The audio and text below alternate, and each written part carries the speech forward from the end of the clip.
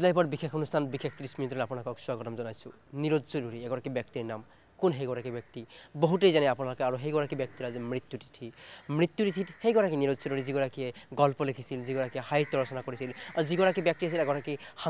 সাংবাদিকতাৰ জৰিয়তে তেওঁ অসমৰ সাংবাদিকতাৰ ক্ষেত্ৰখনত যথেষ্ট ধৰণে অৰিহণা আগবঢ়াই থৈ গৈছে এইগৰাকী ব্যক্তিৰ আজি পবিত্ৰ মৃত্যুবাৰ্ষিকীত আমি তেওঁক শ্ৰদ্ধাৰে সোঁৱৰণ কৰাৰ উদ্দেশ্যে নিউজ লাইভৰ তৰফৰ পৰা আয়োজন কৰিছোঁ আজিৰ এই বিশেষ 30 মিনিট অনুষ্ঠান আহক তেনেহ'লে প্ৰিয় দৰ্শক আমি আগবাঢ়ো আজিৰ অনুষ্ঠানৰ মাজলৈ নীৰজ চৌধুৰী মানুহজনৰ নাম নীৰজ চৌধুৰী সাহিত্যিক সাংবাদিক নীৰজ চৌধুৰীৰ জন্ম হৈছিল 1935 চনৰ 24 এপ্ৰিলত ডুমডুমাত মৃত্যু 10 ফেব্ৰুৱাৰী 2001 চন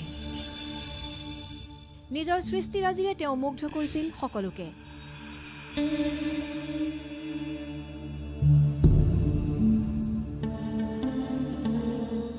তেওঁৰ প্ৰকাশিত উপন্যাস 28খন গল্প সংকলন 12খন আৰু ভিন্ন সুৰি গ্ৰন্থ 8খন লেখকগৰাকীৰ আছিল এক নিজস্ব ষ্টাইল আৰু সেই ষ্টাইলেৰে তেওঁ আগবাঢ়িছিল যে সকলো বিষয়ৰ প্ৰতি তেওঁৰ আগ্ৰহ আছিল তাৰমানে খেলৰ প্ৰতি যেনেকৈ আগ্ৰহী আছিল চলচ্চিত্ৰৰ প্ৰতি সমান আগ্ৰহ আছিল আৰু সকলো বিষয়ে সমান দক্ষতাৰে তেখেতে লিখা মেলা কৰিব পাৰিছিল আৰু আমাক অকণমান মানে ঠাট্টা মস্কৰা কৰিছিল যে আজিকালি ডেকা ল'ৰা তুমি দেখোন বিশেষ পঢ়া শুনা নকৰা আৰু সেইটোৱে আচলতে আমাক অনুপ্ৰাণিত কৰিছিল আৰু মামাৰ টেবুলত দেখিছিলোঁ বিভিন্ন ধৰণৰ কিতাপ কেতিয়াবা দেওবাৰে গ'লে মই আগ্ৰহী বুলি জানি তাৰ পৰা 2-এখন কিতাপ মোক পঢ়িবলৈকে দিছিল নিশ্চিত বোলে সদায় এটা কথাই দেখিছিলোঁ সদায় মানে নতুন বস্তুৰ প্ৰতি মামাৰ এক ধৰণৰ আগ্ৰহ আছিল তাৰমানে সকলোতে এক ধৰণৰ অভিনৱত্ব আনিবৰ কাৰণে যত্ন কৰিছিল নীৰজ চৌধুৰীৰ সম্পৰ্কত কি ক'ব খোজে সাংবাদিক শিৱানু বৰাই নিৰুদ্দা অৰ্থাৎ নীৰজ চৌধুৰীক আমি ঘনিষ্ঠভাৱে পাইছিলোঁ সূৰ্য হাজৰিকাৰ যিখন চিত্ৰ সংবাদ কাকতখন সেই কাকতখনৰ সম্পাদনাৰ কামত আমি ব্যস্ত থাকোঁতে নিৰুদ্দাক কাৰ্যালয়ত বহুকেইবাৰ পাইছিলোঁ আৰু সেই নিৰুদ্দাৰ যিখিনি পঠিয়াই চিত্ৰ সংবাদলৈ মোৰ দায়িত্বত পৰিছিল লেখাখিনি চোৱাৰ এটা বাক্য মোৰ এতিয়াও মনত আছে নিৰুদ্দাই লিখিছিলে মোৰ যদি ভুল হোৱা নাই আৰু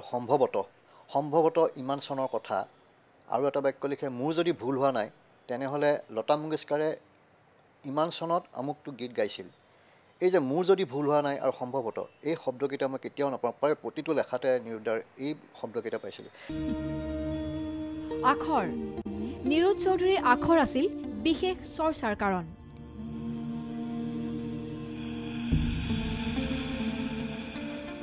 লগতে তেওঁৰ বিশেষ আৰ্হিৰ স্বাক্ষৰো আছিল চকুত লগা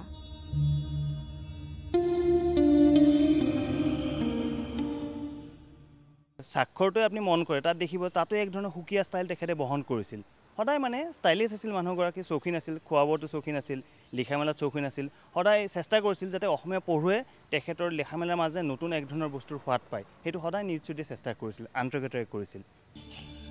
এইগৰাকী নীৰজ চৌধুৰী আছিল অসমত চলচ্চিত্ৰ সাংবাদিকতাৰ অন্যতম বাটকটীয়া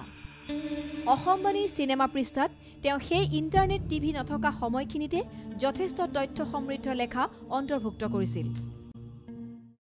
নিউজ লাইভৰ এই শ্ৰদ্ধাঞ্জলি জ্ঞাপন অনুষ্ঠানত বিভিন্নজনে নীৰজ চৌধুৰীৰ স্মৃতিত ৰোমন্থন কৰিছে তেওঁৰ কৰ্মজীৰ কথা তেওঁৰ বিষয়ে আৰু বহু কথা পাতিম আমাৰ আজিৰ অনুষ্ঠানত তাৰ আগতে আমি লৈছোঁ খন্তেক বিৰতিৰ পাছত আমি পুনৰ উভতি আহিম আজিৰ এই শ্ৰদ্ধাঞ্জলি জ্ঞাপন অনুষ্ঠানৰ মাজলৈ